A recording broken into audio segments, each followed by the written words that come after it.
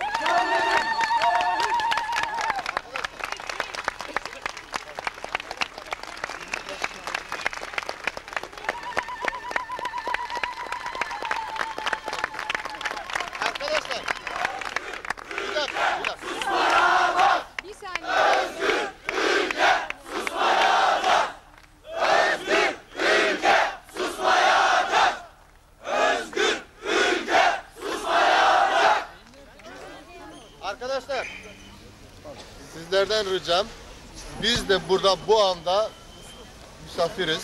Bizim dışımızda bir demokratik güç basın toplantısı yapmak üzere bu insanları buraya çağırmıştır. Lütfen duyarlı olalım. Halkın Demokrasi Partisi'nin genel başkanı biraz sonra gelecek. Genel başkanımızı sessizce bekleyeceğiz. Lütfen yönetici arkadaşlarımızın söylediklerinin dışında hareket etmeyiniz. Rica ediyorum.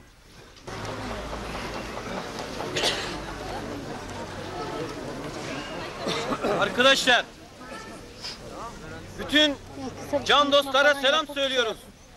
Bir Sultan Abdal Canlar Derneği bu vahşeti şiddetle kınıyor. Bir Sultan Abdal Canlar Derneği örgütlülüğü bu vahşetin hesabının sorulmasında görev alacaktır. Kahrolsun yapanlar!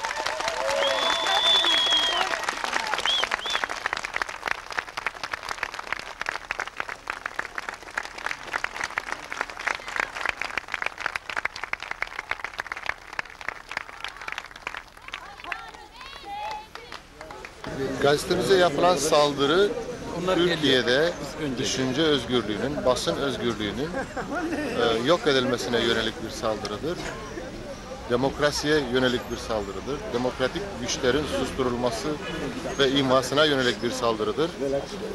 Biz şimdiye kadar buna benzer birçok oyunu bozduk. Bu sefer de duyarlı davranacağız.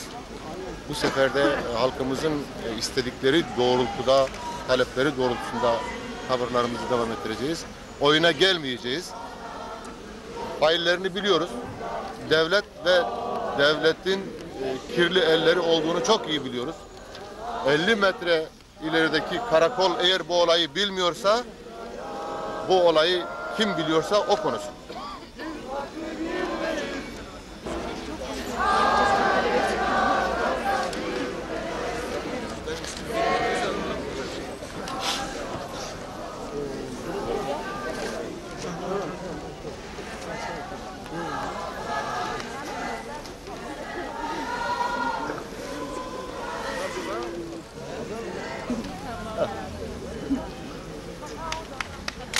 Geldi genel başkan geldi.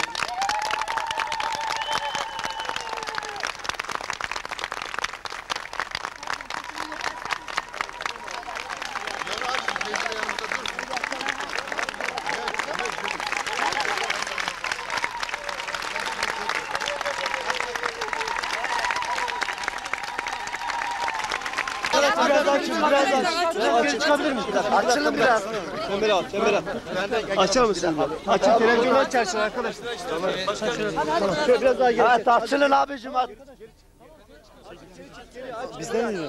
Abi aa Özgür ülkeden mi? Gel. Geri çıkın biraz. Sen içeri gir.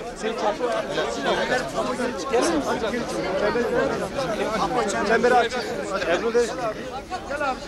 Sen de arkaya gel. Gel birer adım geri gelin. Değerli basın mensupları. Bir saniye lütfen. Önü boş bırakın. Arkadaşım da basın mensupları falan. affedersiniz. Biz görelim efendim. Başkanımız alalım. Özgür Ülke gazetesine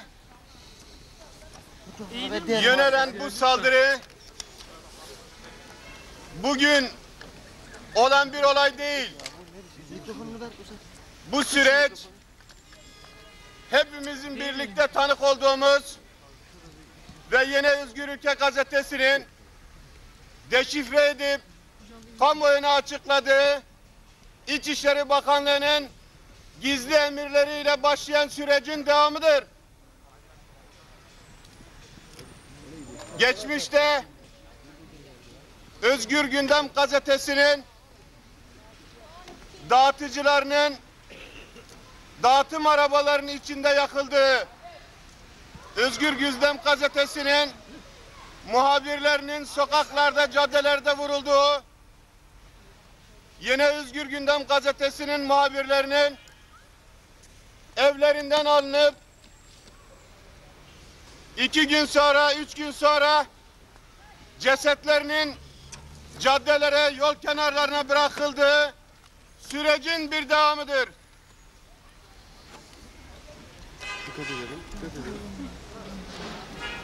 Yine çok kısa bir süre önce İçişleri Bakanlığı'nın kamuoyuna bir açıklaması oldu.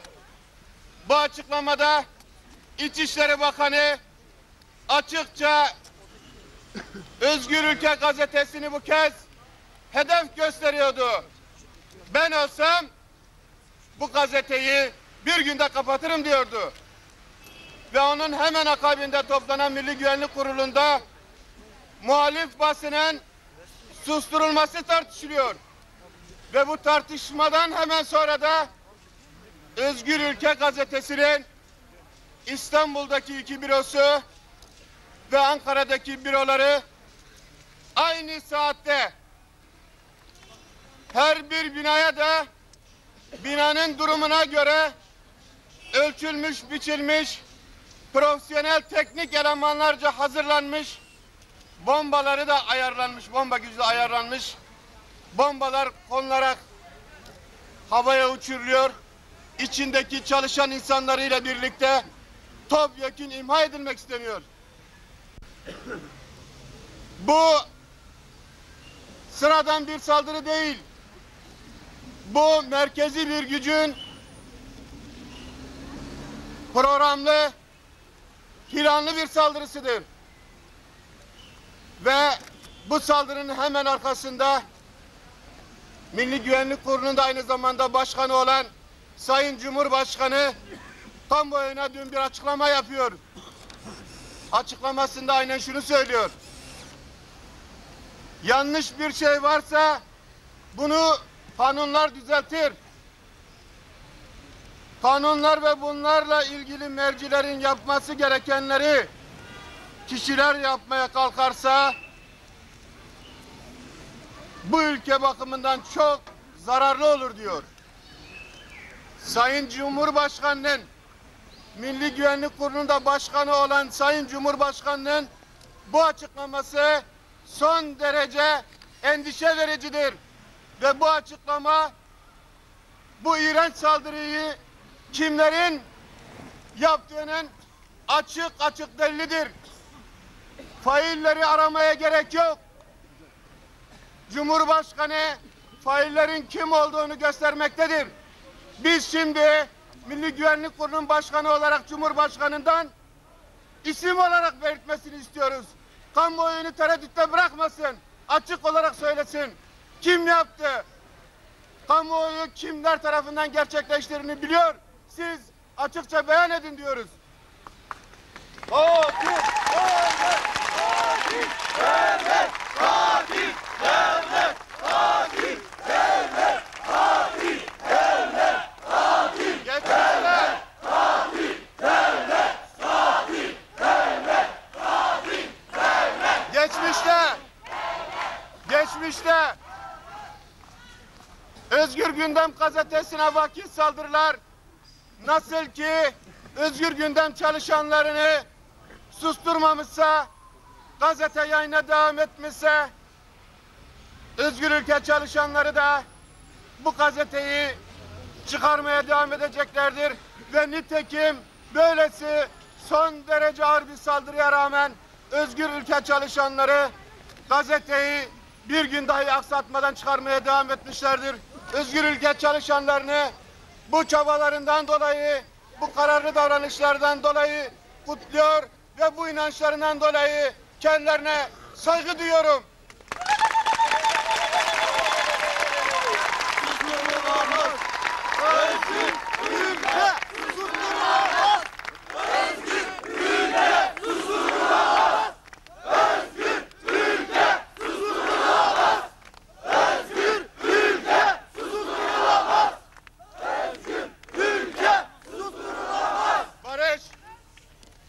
Barış sistemlerinin, kardeşliği savunan insanların seslerinin dalga dalga bütün ülkeye yayıldığı bu ortamda savaş yanlarının bu iğrenç saldırısını lanetle kınıyoruz. Bu ülkede barışı istemeyenlere karşı, bu ülkede kardeşliği, tesisini istemeyenlere karşı barıştan yana olanların, demokrasiden yana olanların, kardeşlikten yana olan tüm demokrasi güçlerini bu faşizan gelişmeye ve bu iğrenç saldırılara karşı güç birliğine ve ayrıca Özgür Ülke gazetesiyle dayanışmaya davet ediyorum.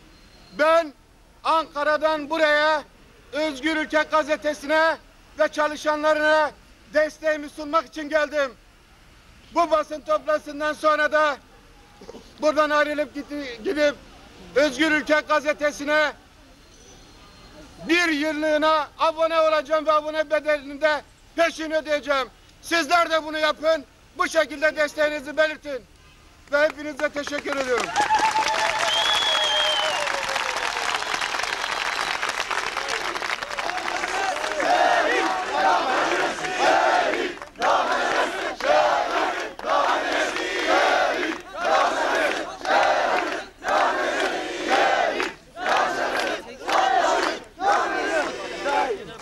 Bir dakika, acele etmeyin. Bir dakika.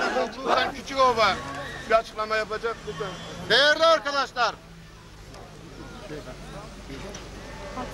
arkamızda Kardeş gördüğünüz mikrofon alsınlar. Çekin, tamam. Mikrofon alsınlar. Kardeş bu mikrofon alsınlar. harap binanın gazetecilik, doğru haber, özgür haber amacıyla halkımızın 3-5 kurucu, halkımızın genç evlatlarının emekleriyle yapmak istedikleri gazeteciliğin binası durumundaydı. Bu binanın içerisinde bir gazetecilik yapmak istedik. Türkiye'de olmayan bir şeyi yapmak istedik. Ne yaptık? 2000 köyü yaktınız dedik. Fotoğraflarını çarşaf çarşaf yayınladık. Binlerce devrimci, yurtsever, demokratı öldürüyorsunuz.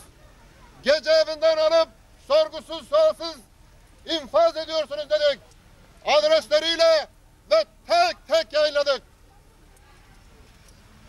Türkiye'de düşünebilen düşüncesini kanunlara, bu çağ dışı kanunlara uymadan, düşüncesini birinden buyruk almadan konuşmak isteyenlere buyurun yazın dedik. Burada Özgür Gündem ve son olarak Özgür Ülke olarak bütün arkadaşlarımız kollarını, bacaklarını verdiler ve canlarını verdiler. Biz demokrasi için bir adım atmak istedik. Buradan bütün dünyaya sesleniyorum. Türkiye'de bütün demokrat, yurtsever kamuoyuna sesleniyorum. Bu bedele dün hazırdık, yarın da hazır olacağız. Bu gazetenin çıkması bizim için çok önemlidir. Bunun farkındayız bu anlayışımız gereği bu sorumluluğumuzu yerine getirmeye devam edeceğiz.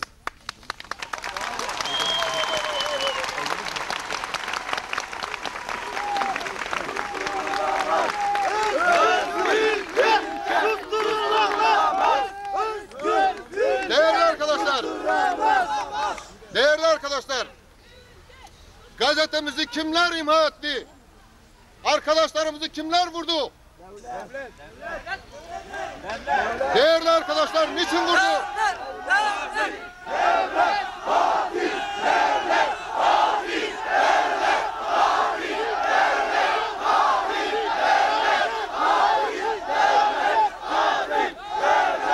Değerli arkadaşlar, biz ne yapacağız? Susmayacağız ve bunu devam ettireceğiz. Benim için bundan sonra en değerli çiçek, halkıma sunabileceğim en güzel çiçek Özgür Ülke gazetesidir. O çiçeği halkıma sunmaya arkadaşlarımla birlikte devam edeceğim.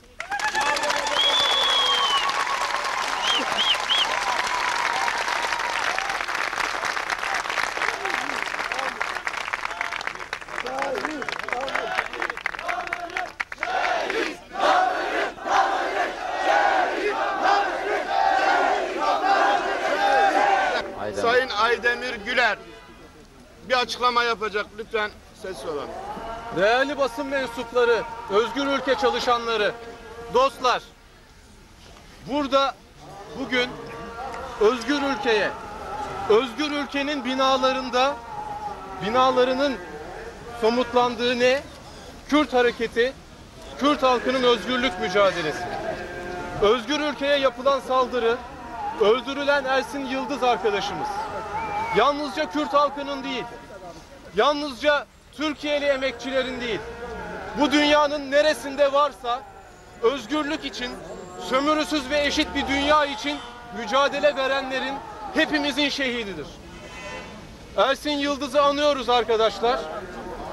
Kürt arkadaşlarımızın, özgür ülke çalışanlarının, Halkın Demokrasi Partisi'nin, Kürt halkının acısını paylaşıyoruz.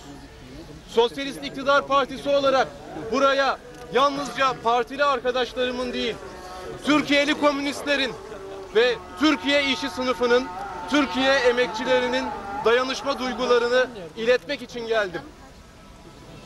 Arkadaşlar, özgür ülke susmayacak diye bağırıyoruz. Susmayacak çünkü dün bunu Küçükköy'de, Gazi Osman Paşa'da Ersin Yıldız'ın tabutunu kaçırmalarına rağmen onun arkasından gidenlerle gösterdik. Özgür ülke susmayacak çünkü bunu bugün Kadırga'da şu binanın önünde bu insanlarla birlikte basın toplantısını mitinge çevirerek gösteriyoruz. Özgür ülke susmayacak çünkü bunu yarın öbür gün Türkiye'de, İstanbul'da, Diyarbakır'da, Şırnak'ta, Ankara'da, sokaklarda nerede mücadele alanı varsa orada mücadelemizi sürdürerek göstereceğiz. Özgür ülke bu yüzden susmayacak, bu sayede susmayacak. Yaşasın halkların kardeşliği. Yaşasın halkların kardeşliği. Yaşasın halkların kardeşliği. Yaşasın halkların kardeşliği. Yaşasın halkların kardeşliği. Tamam. Bir dakika arkadaşlar. Sosyalist Türkiye, sosyalist Kürdistan, sosyalist Türkiye, sosyalist Kürdistan, sosyalist Türkiye, sosyalist Kürdistan. Konuşmalar var. Arkadaşlar konuşmalar var. Ben bir sanatçı olarak Türkiye'nin, gerçekten Türkiye'yi bir Nazi Almanya'sına benzetiyorum. Öyle korkunç gelişmeler oluyor ki bu saldırılar Nazi Almanya'sında görülmüştür. Ancak biz bunu bugün Türkiye'de yaşıyoruz. Özgür ülkeye atılan bombalar Türkiye'de halkların kardeşliğine, barış özlemine atılan bombalardır. Daha önce bir dizi saldırılarla bu gazete susturulmak istenmiş. Yasalar yetmeyince hukuk dışı uygulamalarla, daha doğrusu devletin kendisinin koyduğu yasaların yetmediği yerde devlet içindeki bir takım karanlık güçlerin böylesine bir saldırıya yönelmesi, özgür ülkeyi böylesine topyekün susturmaya yönelmesi gerçekten sadece Nazi Almanya'sında görülen bir uygulamadır.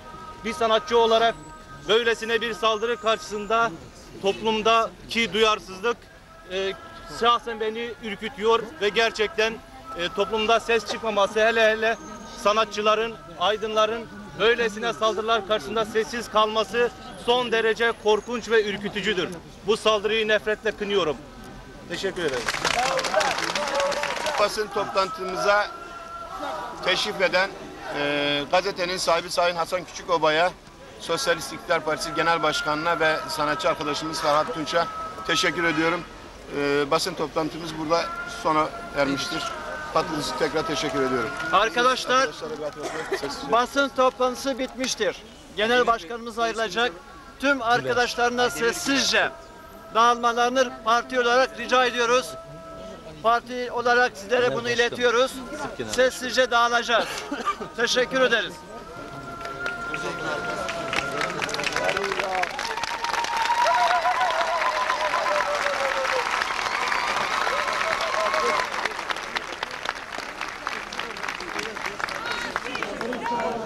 Tamam orada bulursun. Sen gelecek misin? Filmini ver istersen. Bir tane.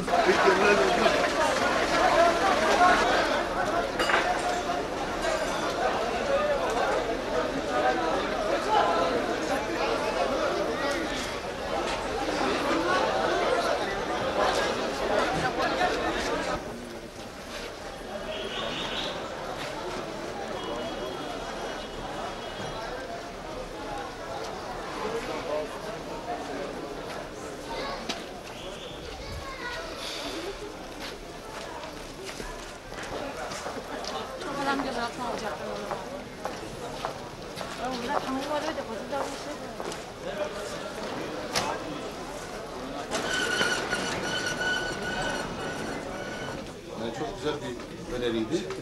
Orada da bayağı şey oldu yani üzerinde konuşuluyor. Televizyonlar gelmiş miydi? Televizyonlar. Hemen hemen şey.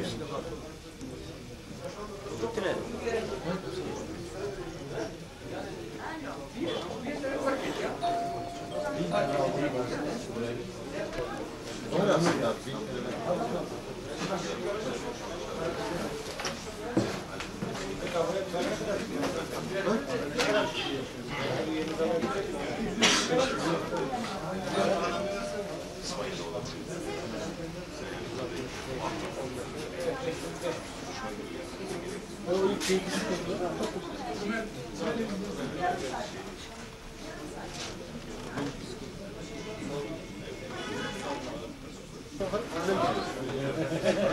Sizin garanti poliçeniz de bizim garanti poliçemiz çok paralellik arz ediyor. Aşağı yukarı o yani biz çıkarsak da siz bilmiyorum bana bilir misiniz o ayrı mesele. Şimdi çıkardık. Bizim alıp alamayacağımız değil. Çıkardınız da sizin alıp alabilirsiniz. O da var. Gerçekten çok büyük, güzel. Bütün bürolarımızın önü dolu koşuyor bu anda. Yarın arkadaşlarımız hastanede bayağı böyle ziyaretçi hakkında olmuş. Çok büyük bir ilgi var. Çok büyük bir ilgi var ve bir panik havası var mesela. Bu anda bir panik havası var. Yani bir şey var, başına bir bela almış gibi bir konu var. Şimdi bunu nasıl çözecekler? Beklediğinin ötesinde bir tepki doğdu tam. Bunu hesaplayamadılar. Aldığımız duyumlara göre yurt dışında çok büyük tepkiler var. Dünya kamuoyunda zaten başlar bela etti, bu da püskürdü bela oldu. Akşam haberi, televizyonlara baktım arkadaşlar. Değişik kanallarda. Şok program, bilmem ne program. Bakıyorsun araya şey saçlıyor. Bizi ülkenin bombadan. Yani program bu değil. İşte bu Zaman Gazetesi'nin bir yazarı var. Kerim Korur.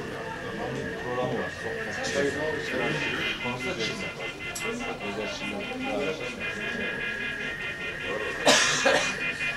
Hemen böyle şey. 300 kişilik, 500 kişilik bir toplantı salonu olan 25 milyon veriyoruz.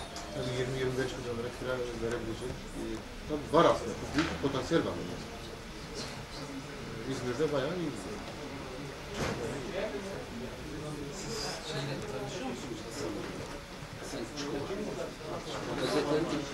devri, Muharrem Bey Pirsultanaptal Canlar Derneği. Canlar Derneği. Biz sizinle görüştük ilk yerde ama Evet, görüştük. yani isimsiz olarak görüştük. İsim olarak. İşte biz de büyük pazar günü harici bunun katılımıyla basın açıklaması yaptık devrimde. İşte buraya geldik. Gerekenleri yapmak için.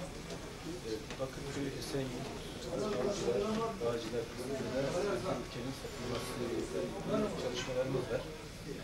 Bayilerden hemen alıyoruz. Arkadaşlar burada iş olmayanlar için toplanıyoruz. Evet, diye çalışıyoruz. Onu engellemeye çalışıyorlar. Birçok bayilere bilinçli olarak soruyoruz. Mete var mı? Tamam. Yok diyor ama var. Yok diyorlar. Erkenden gidip 2 gündür alıyoruz. Ondan sonra tanıdıklarımızın alabilmesi için evlerine kadar gidip ancak bu şekilde destekleyebiliriz. İzah ediyoruz.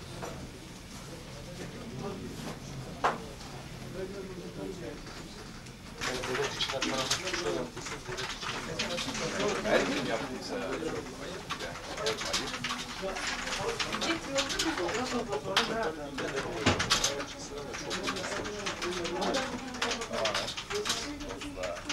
barışa karşı bir olay. Her türlü söylenmesi gerekiyor, savunulması gerekiyor. Engellemeye bakmak bu yöntemlerle. Artıyor da var. Kontrol edilemeyen, kontrol edilemeyen, Tabii işte, şey var yani, odak bilmek. tabii işte karanlık dikiş odakları filan deniyor. Evet, şey biraz, yani değindi devlet biraz anlattı onu. Devlet adamlığı da var.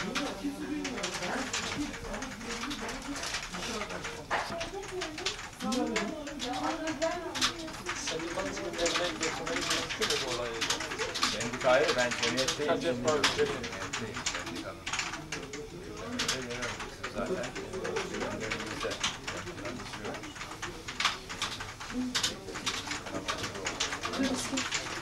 faillerin ortaya çıkmasını istiyoruz. Daha önceki olaylarda da söyledik ama maalesef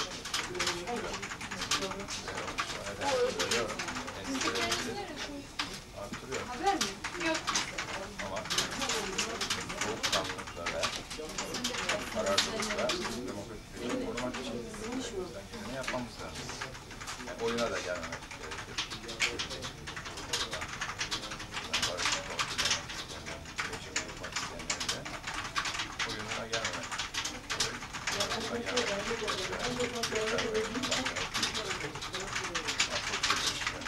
Kararlılıkla demokrasi mücadelesini sürdürmek gerekir.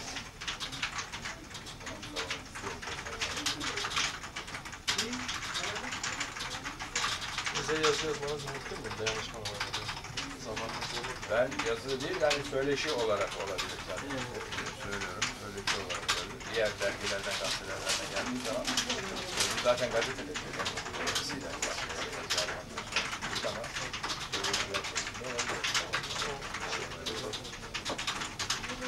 O zaman bir düşünce özgürlüğü. Yani şey değil de yani masalları düşünce özgürlüğü. tabii genelde onu çeşitli panellerde, toplantılarda, işte tartışma programlarında söylüyoruz, savunuyoruz.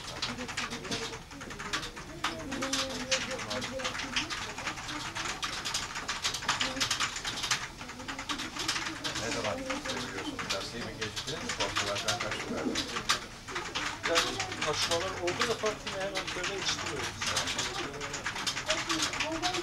Şu an çok zor oluyor.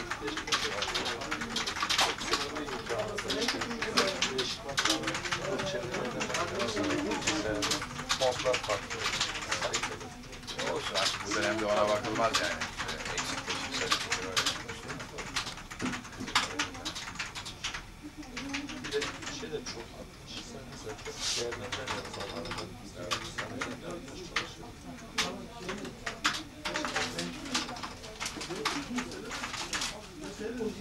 Evet, ben müsaade alayım. Sizlere kolay gelsin. Çok rica ediyorum. Benim için çok önemli. Kolay gelsin. İyi günler. Sağ olun. Allah'a ısmarladık. Kolay gelsin. Efendim.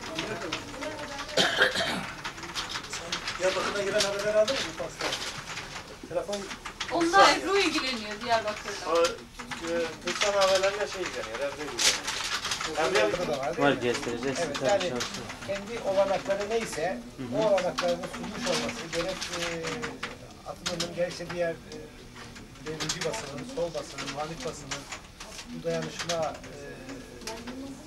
çok güzel bir örneğidir. Dayanışmanın güzel bir örneğidir.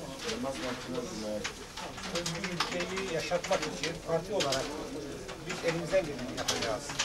Gerek parasal katkı, maddi destek, gerekse manevi destek açısından tüm üyelerimizle birlikte özgür ülkenin yaşaması ve gelişmesi için elimizden gelen çabayı göstereceğiz. Bütün arkadaşlarımıza geçmiş olsun diyoruz.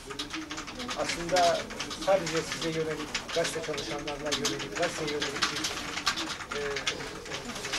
saldırı değil bu. Bu Türk halkına bir saldırıdır. Türkiye'deki demokrasi güçlerine bir saldırıdır. İnsanlığa bir saldırıdır. Bunu artık kınamaya bile gerek yok.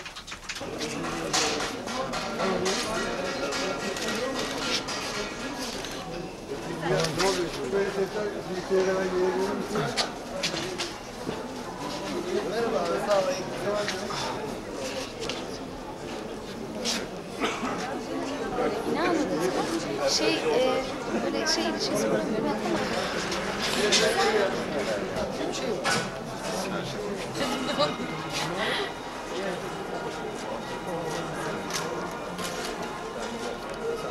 Ya yani. Sen saydığın şeylerden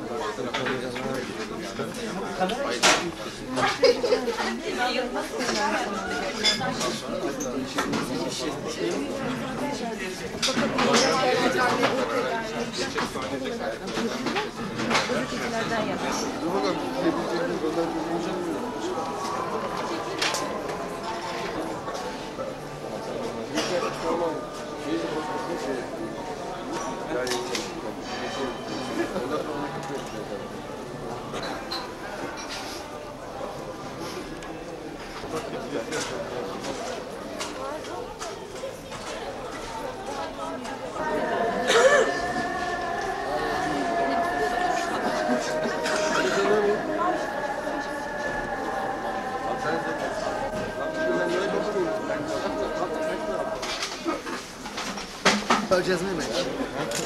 Ne diye bağıracağız? Canım sayın. Ahmet Altan. Toz toplamışken devletler ona da. Sağ yeniden açılsa. Yani açalım böyle rahat açalım ya. Öylesin.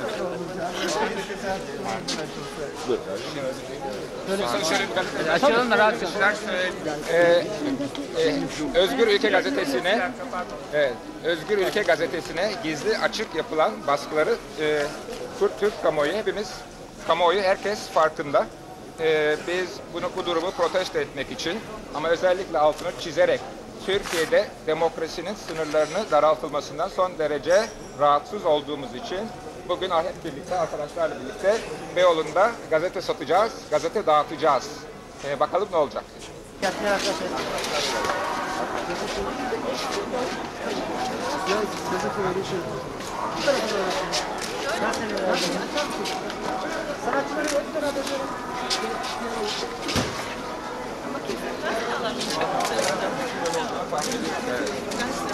Satmaya sizden başlıyorum. Böyle önümüzü keserseniz. Ali, evet, komutanlar cebe önce siz alın. Medya. Ahmet şöyle gel. Şöyle efendim. Şöyle. Gazeteye bu tarafa bak.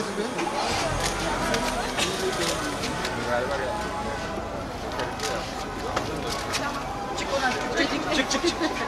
Arkadaşlar tamam.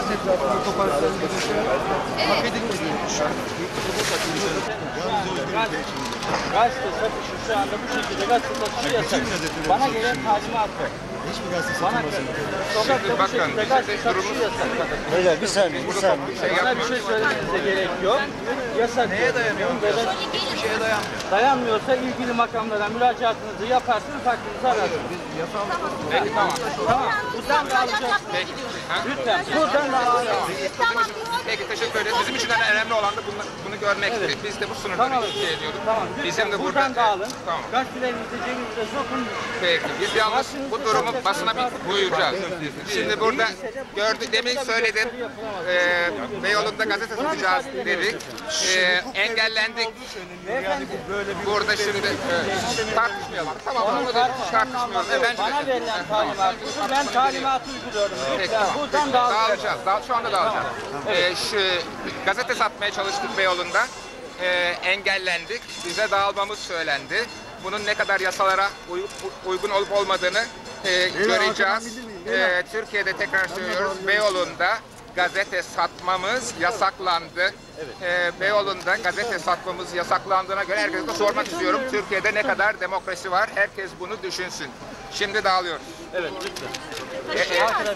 Tamam. Gerekli ikazları yapalım. Flash alır mısın mikrofonu? Flash mikrofonunu al. Evet, buyurun. Yani ne söyleyeceğim, elimde gazeteyle bile kendi memleketimin sokağını gezemiyorum. Yani ben bir gazeteciyim. Ben bir partinin adamı değilim.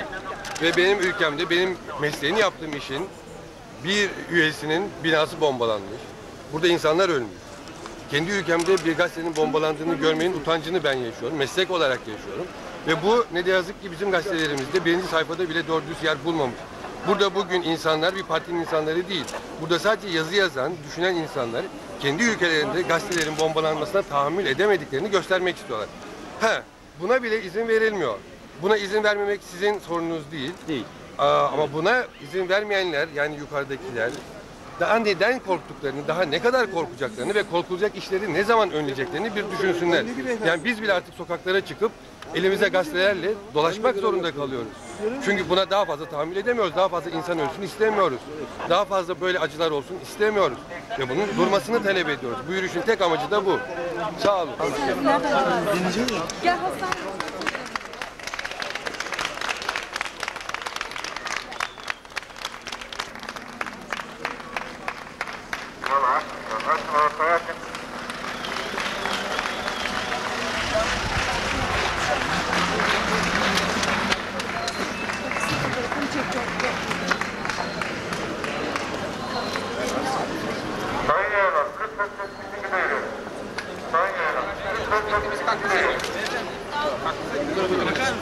Aynı şeyi yapmıyor musun?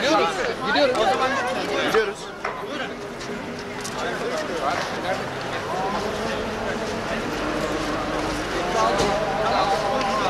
Evet, tamam, basın ve ülkesine de alın. Tamam. Bitti. Biraz sonra.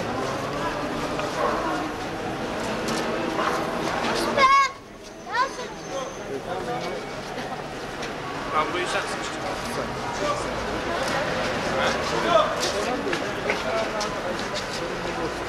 Aydınların sorumluluğu değil, bu herkesin sorumluluğu. Beyoğlu'nda gazete satabilmek herkesin sorumluluğu.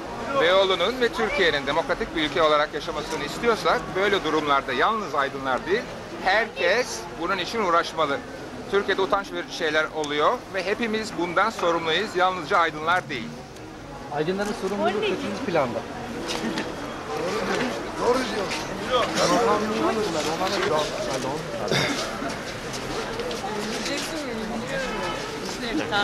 Şöyle isterseniz geçi doğru. Murat Han, siz neyi denediniz şimdi? Özgür Ülke Gazetesi'nin bombalanmasıyla başlayan süreçte insanlık onuru adına, meslek hareketimiz adına artık bütün bunlara bir şekilde cevap vermek gereği hissediyoruz. Sokaklara çıkıp gazeteyi satmak istiyoruz. Bu gazete yasal bir gazete. Bir şey denemek artık aşıldı bir noktadayız. Yani artık denemekten ötürü artık ciddi bir şeyler yapmak gerekiyor. Ciddi bir muhalefet etmek gerekiyor. Ülkede insanlar öldürülüyor. Türkiye'de artık ateş, su, hava, toprak hepsi kirlendi. Toprak kan içinde, her yer yanıyor. İnsanlar yakılıyor, binalar bombalanıyor. Sular kirlendi, hava kirlendi. Dünyayı meydana getiren bu 4 unsur Türkiye'de sonuna geldi. Buna ses çıkartmaya çalışıyoruz. yazı yazarak hayatımı kazanan bir insanım, birçok arkadaşım gibi ve yazıdan oluşan bir şeyin serbestçe ve açıkça satılması gerektiğini düşünüyoruz. Murat Han, biliyorsun Özgür Ülke bombalandı, ardından DEP milletvekilleri hapis cezasına çarptırıldı. Mahkeme konusunda biraz görüşlerini alabilir miyim? Valla insanlığın tarihi kadar eski neredeyse bu tür mahkemelerin tarihi. Bunu bütün dünya kamuoyu görüyor. Kendi adıma utanıyorum. Yani utanıyorum çünkü düşünceleri açıklamaktan başka hiçbir suç olmayan, halkın oylarıyla seçilmiş, halkın oylarıyla girmiş, arkalarında ciddi olarak 20 milyon insanı, en azından 20 milyon insanın temsilcisi olan milletvekillerinin bu biçimde parlamentodan tartaklanarak, sürüklenerek çıkarıldıktan sonra bu biçimde mahkum edilmeleri hepsi kötülüğün tarihi, insanlığın tarihi demek istemiyorum ama kötülüğün tarihi kadar eski mahkemelerin bir uzantısı. Buna insanlar inanmıyorlar, inanmadıklarını da söylüyorlar. Teşekkürler Murat. Ben teşekkür ederim. Verdiğim belki biraz bir benzetmeydi. Ateşin, suyun, havanın, toprağın kirlendiği ama bu açık. Yani artık insan olmanın onurunu taşımamız gerekiyor. Türkiye'de şu anda hepimizin istediği sadece kardeşlik ve barış.